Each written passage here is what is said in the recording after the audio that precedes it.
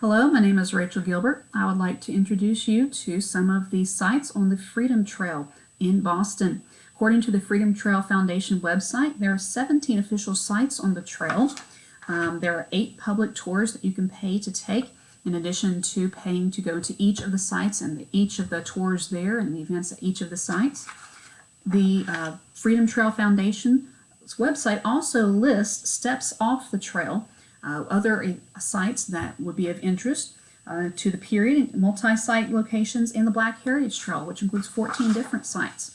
3 of my favorite sites are the Granary Burying Ground, the Old State House, and the Old North Church. The Granary Burying Ground is maintained by the city of Boston. It was established in 1660, and over 5,000 Bostonians have that as their final resting place, including some of our Revolutionary War heroes, such as Paul Revere, James Otis, Samuel Adams, Robert Treat Paine, John Hancock, and according to the website there, the Granary Burying Ground, the 5 victims of the Boston Massacre. I would also like to visit the Old State House. The Old State House is a location of several important events in American liberty history. It was built in 1713, according to the Freedom Trail Foundation website. It was, according to them, center of the civic events that sparked the American Revolution. Here, James Otis railed against the writs of assistance, and John Adams said then and there, the child of independence was born. House of Representatives decided to resist British taxes and were subsequently dissolved.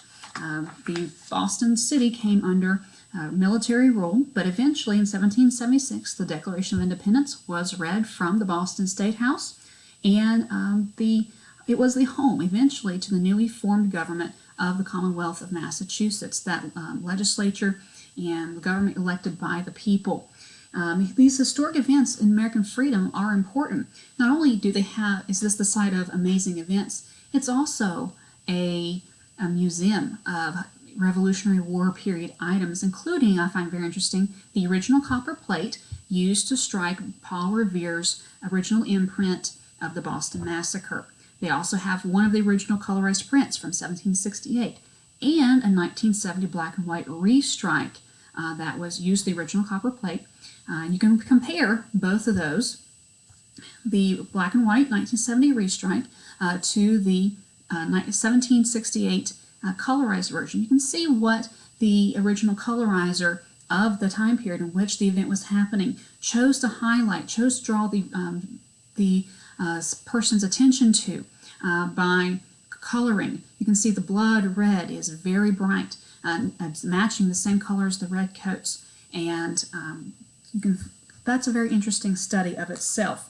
So you might want to look that up at the Old State House, BostonianSociety.com.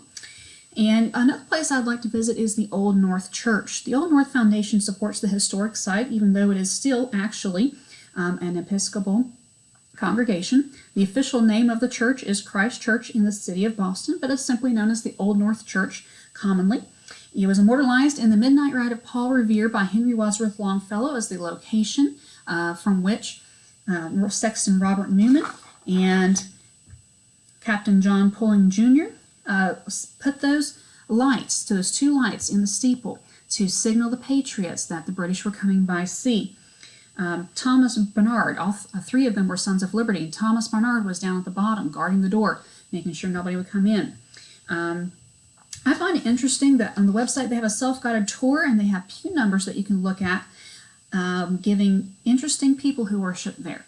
During the time of Sexton Robert Newman's rebellion against the government, he was in a congregation of primarily loyalists, and you see that in the interesting people who worship there according to their pew numbers. There were loyalists, government workers, smugglers, patriots, slave servants, and free blacks were of course in the balconies.